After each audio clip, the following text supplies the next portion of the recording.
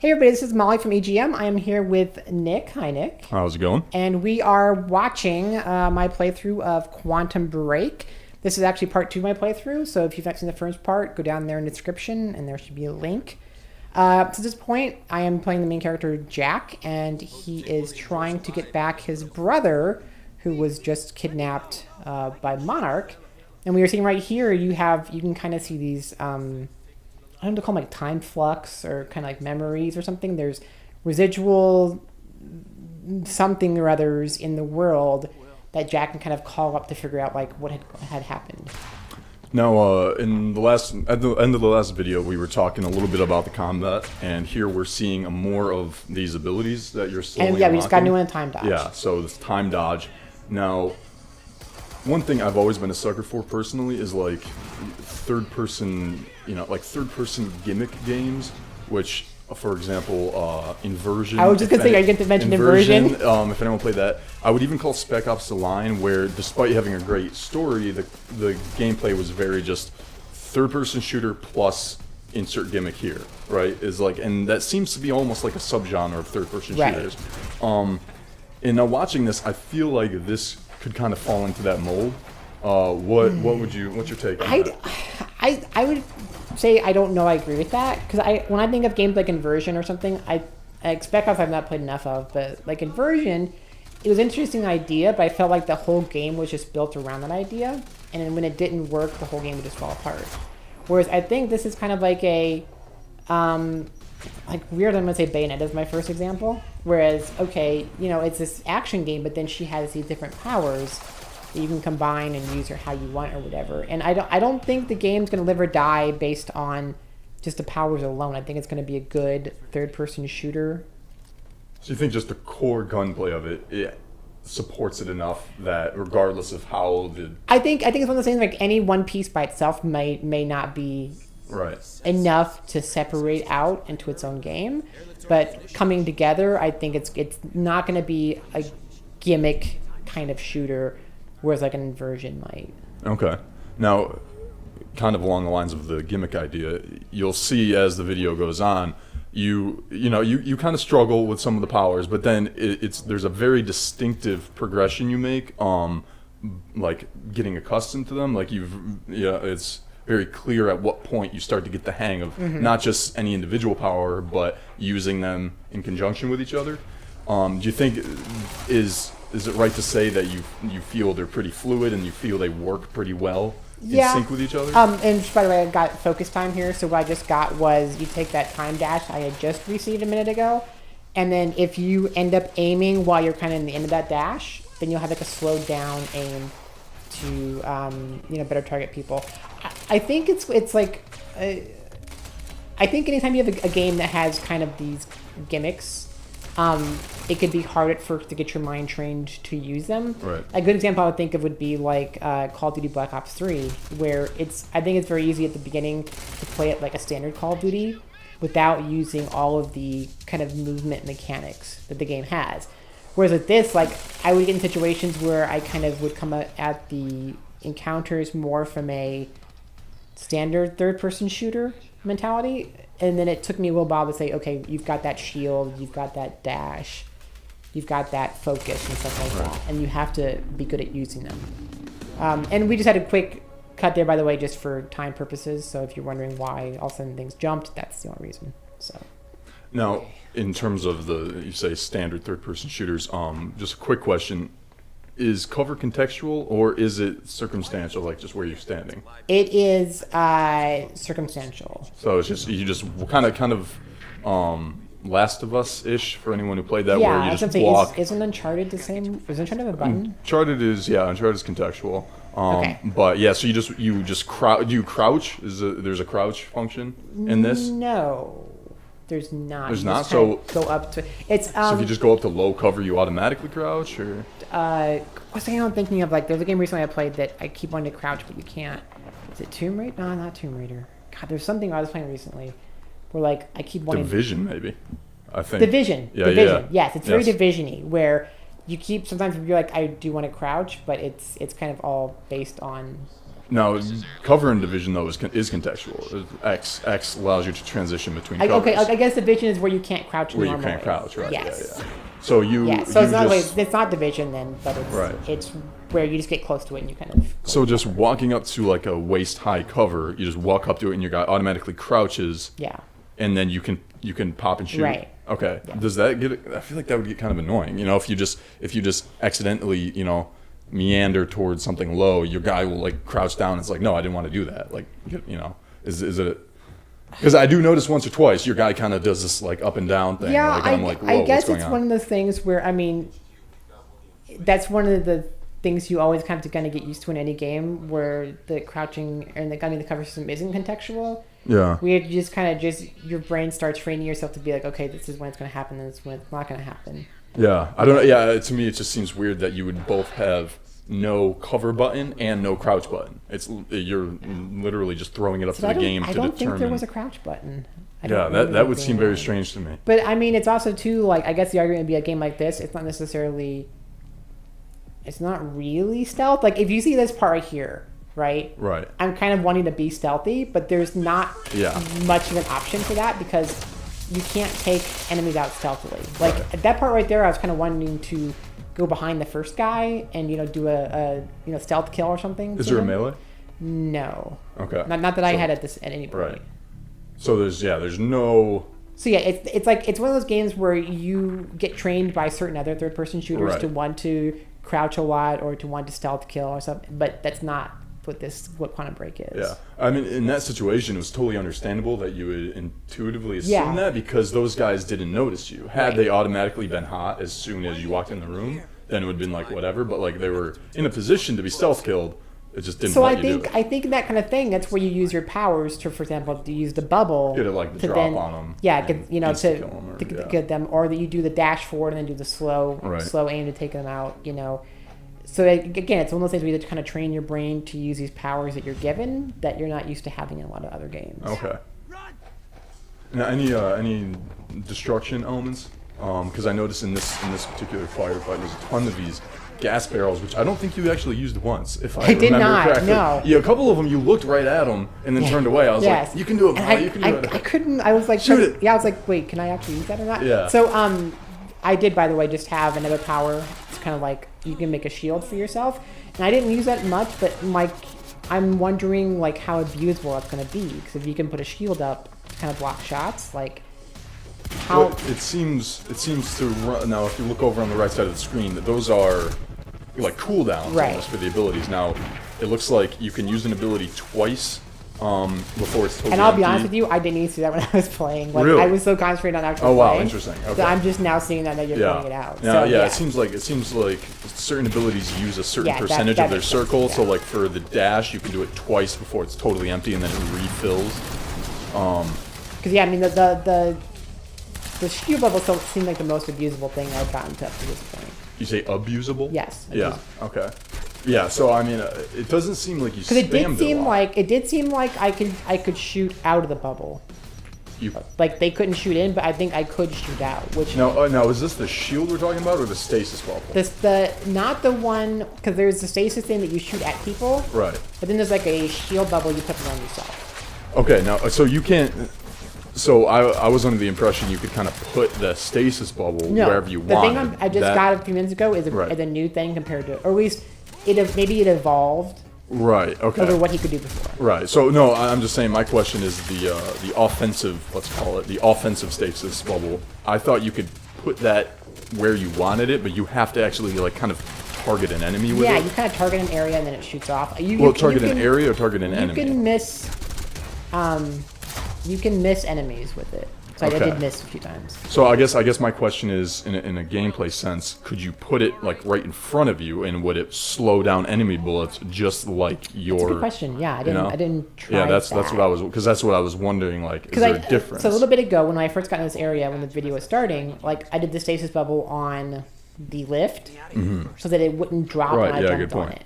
So it will like at least unless that's the only time, it will affect some things in the environment. Yeah. So. Yeah, so it'll be interesting to see like how you can use that and how its targeting system works.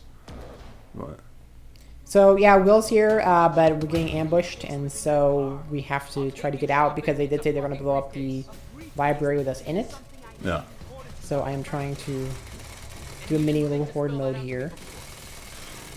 I mean, what are you expecting in terms of like just objective variety? Do you think? Because I mean, from what they've kind of sold to us so far is like just really basic third-person shooting and platforming. Right. Do you think there'll be much beyond that? Like, I mean, because I guess my initial thought is maybe no, because if they're saying, like, for example, the library is going to be destroyed, why not give me, like, a timer, for example? Right.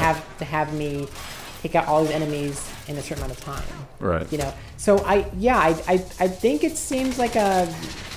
Like, I keep going back to Uncharted, I guess, but it seems like a very Uncharted-y kind of game to me, where it's this big, epic narrative third-person shooter, and it's more about the characters and the story they're going through than the super complicated game. Yeah. And yeah, the thing that kind of, you know, Uncharted kind of sells itself on has like the platforming, the third person incorporated with a little bit of stealth, and then like the set piece Right. moments, which kind of combine platforming, combat, and these like crazy things. Which, I mean, we saw only a very, very tiny bit of what you would call quote-unquote platforming in this, so I don't think that's going to be much Right. in this kind of game, obviously. Okay. Because he does a little bit on the if you now I don't know if this is in the full game or what the story with this is, but one of the earliest gameplay demos for this is on a bridge where everything has gone to hell, and you see a bit of platforming in that Yeah, I'm sure too. there'll be some, but I don't think it's going to be like nearly Not as like much a as not like a pillar of it yeah. at all. Okay. And you can, I mean, like, enemies will drop their weapons, and so you can pick up their weapons. You said there's like a semi-automatic, like an SMG assault rifle, or I have like the fully automatic rifle I could switch between. Or I just had gotten a shotgun, and I also had a pistol and a... Yeah, like a heavy pistol, Heavy like pistol. a small pistol. Yeah. Yeah. And one thing that was interesting that we didn't talk about was it was actually like one of the first things shown when we in our last video. Time was frozen, and you walked up to frozen enemies and took their guns. Yes. Now, which causes me to wonder two things. One, if you'll ever get the ability to freeze time independently outside of the game, like, you know, scripting it. And two, if you can do that, like, can you freeze time, go around, collect everyone's ammo, and then start, and they'll be just with guns That's with what no I was ammo. wondering. Like, that would be funny. By the way, of course, this is Paul Serene. Yep, This is the there we main antagonist here. He also, for some reason, has time powers that we got to figure out why he does. But yeah, no, like you were asking me in the previous video about how much stuff is scripted and how much is not. Right. That's a good question. Like, are they going to offer me those kind of situations where they're not scripted, where I could do what you were just saying? Because that would be Yeah. really neat if you could do that. But Yeah. I don't know, like, how far they're going to go in that kind of stuff of unscripted segments. Yeah, yeah, because I mean, I feel like that would, you know, that would give the game a little bit more variety, which I think some people are kind of worried about that it could be lacking. You know. Come with me and we can see this through. So yeah, like you were saying, there are some in-game cutscenes like this, you know, that you Yeah. kind of expect, but then we're going to have the live-action segments. And the live action will never be like a short snippet. It will always be a long. I was told they were always going to be around 20 minutes long. Wow. Okay. Yeah, whenever they show up. Doesn't Okay. have to end like this. And yeah, and while I'm thinking about it, one completely ludicrous thing I noticed is, now tell me if I'm wrong on this or whatever, but like the first shot you see almost of the game is Jack Joyce taking a taxi to the college. Now, the old game, like in the initial previews of this game, Jack Joyce was a completely different character model. It wasn't based on this actor. The taxi driver of the cab is, I swear on my life, is the old protagonist. He is. That is right. What the hell Yes. is that about? Yes. So they were saying, like, I mean, I was talking to the oh my god, the narrative, the guy in charge of narrative whose title I'm blowing and name I'm blowing. But you know, they were saying that with the fact, like, when that switchover happened, that they wanted to still put him in the game in some way. So he is a taxi driver, and he will, in some ways, have a bigger part from there in the game. Beyond being a taxi driver. I don't know. I mean, it's obviously not like he's not going to become the hero or anything. Right. But he will be more in the Involved. game. Yeah, more involved beyond just that opening Okay. kind of scene. I wanted to verify that I was not Yes. crazy. No, you are Okay. not crazy. That was indeed the Wow, that's original a main weird, character. that's a weird thing. Okay. yes. So are we gonna watch this little bit of? So we're gonna talk over this, and if I have to cut it out, I might have to cut it out. Okay. I don't know. I'll have to confirm. But they said My name is Paul. chapters 1 and chapters 1-2, 1-3 Right. as far as what I could talk about. Years ago, So this is giving you a look purpose. at when you're going to start seeing it from the Monarch side. Right. of Now, things. tell people your gripe about Yes, this but particular scene. I was like, I thought those were the exact same guy because they're Yeah. both like unshaven, dark-haired white guys in jackets, and so I think I'm guessing they were trying to make this character look like Jack I've always been devoted to my to maybe like then like if people are going to come in goal, and no matter the because they're going to try to cover up what happened here. Right. So maybe to kind of help cover that up. I don't know. Like that just really confused me when I first saw that. Yeah. Because I thought at first, wait, did Jack come Yeah. like Did he, back like, kill his- from the future? Yeah, yeah, and yeah. is this like did he turn bad at some point? He looks like an older version. He could be. Yeah. I mean, we might have just figured out the plot of the whole game. We have a problem. Now this guy, No one um, this African American actor whose name I can never I remember. am horrible with names. by the Yeah, way, so- I'm usually pretty good with actor names, but not if I'm not exposed to them enough. He is both a good actor, and I don't think he has ever played a different like role archetype than what he's playing right Yes, here. yeah. The leader, Yes. henchman, Yes. like behind the scenes Yes. guy. Like that is literally his life. Yes. Like I'm pretty sure this is what he does in real life. Right. Like and people just outsource him. That's to why be in he's so good movies at doing it. sometimes. Yes, Yeah, that is like his, that is his voice. real life job. That voice is like perfect for that like that job, yeah. that class of job. Yeah, and So here you're seeing we're going through this what's called a junction where it's kind of this is going to be between the main portion of the game and the live action scene we're going to see in a little bit here. do you expect now? It sounds like you expect to be doing action sequences with what's his name, Paul. Or, I mean, I guess like whatever his name I is. guess I would assume that you would, and he's got an icon there on the right hand side, Oh, good point. and Yeah. they were kind of talking about talking to the team. They're talking about like getting to play it from both sides. So Okay. I feel like if you're necessity of what I if this is all you're gonna do with him, that seems like a big waste. Like, why would you put these kind of scenes in the Where game? you're walking just yeah, to the next. where it's just yeah, like you're yeah. walking and making a choice. First time Yeah. I visited the ground zero. But Well, then it's like I mean, like I guess, and then the question is like, arrived in when I went how do you balance a game where you're one character for most of the time, the location and then you switch to play another character who's actively working against the character you usually play? That's not the first game to do it. No, I know, but I mean, isn't it a little bit of weird mentality Um, kind of thing? She's one of the witnesses. I don't know. That's I mean, that's a good question. It's like I don't think there's anything inherently inconsistent about it. It's like you can sympathize with a character on either or I should rephrase. If you can sympathize with a character on either side, you can be just as motivated to complete their sequence of actions, Yeah. regardless of whether or not they're going against each other, and then just see how your efforts clash. And I think that's what You they're know? trying to go for here. Yeah. It's like trying to make a game where you do Come, the like actual future. he's not, they don't. I don't think they want Paul to be, evil, and I don't know Right. that they want Jack to be like good. You Yeah. know, there's gonna be kind of grays in both of them, and so they don't want it to just be like, okay, now you're playing the bad guy. And that's kind of a testament, I think, to the actor too. For anyone who's familiar with Game of Thrones, is like he fits that role kind of well. Of like he's not a good guy, but he's so charismatic about his actions that you kind of vouch for him anyways. So yeah, so one of the things powers Paul has is he can kind of see. Our lives. He can see the outcome of choices that he will make. What was that? Oh my God. I'm spacing on his name now. Nicolas Cage. Nicolas Cage. The Nick Cage movie where he Next. could. Yes. Yeah, I saw it knew in exactly theaters. what you- Oh I was like, God. yep. Yeah, like it's kind of a God, that was a- next. that was a horrible Yes, movie. it was.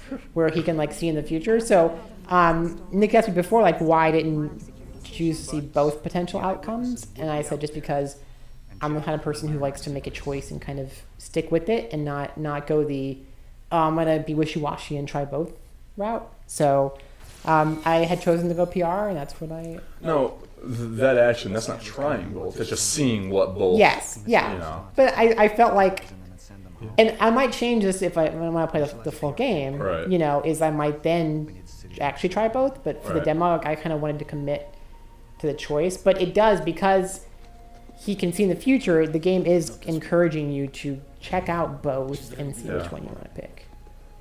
Yeah, because I mean, from them talking, the hardline choice is them just killing the girl right there. Like, that's really dark. Yeah. You know, that's screwed up. So But my curiosity is like how much it's going to actually affect yeah, the game going yeah. forward. 'Cause, I mean, because I think she's going to be a main character. Yeah, I mean, she's in the footage Yeah. we see. So For anyone confused, this is like Paul's view of actions that transpired at the very beginning of the Yes. game, which I just still don't know if we're actually. yeah, I know. We'll find out. Yes. But so yes, this is kind of giving you hints as Yeah. to why Paul turned out the way he did, and that's our video, I think. So Wait, you don't want to talk over all the live action? no. just butt heads with all the actors? No. Yes. Okay. So thank you everybody for watching. I am again Molly from EGM and here with Nick, and this was our look at Quantum Break. Thanks, guys.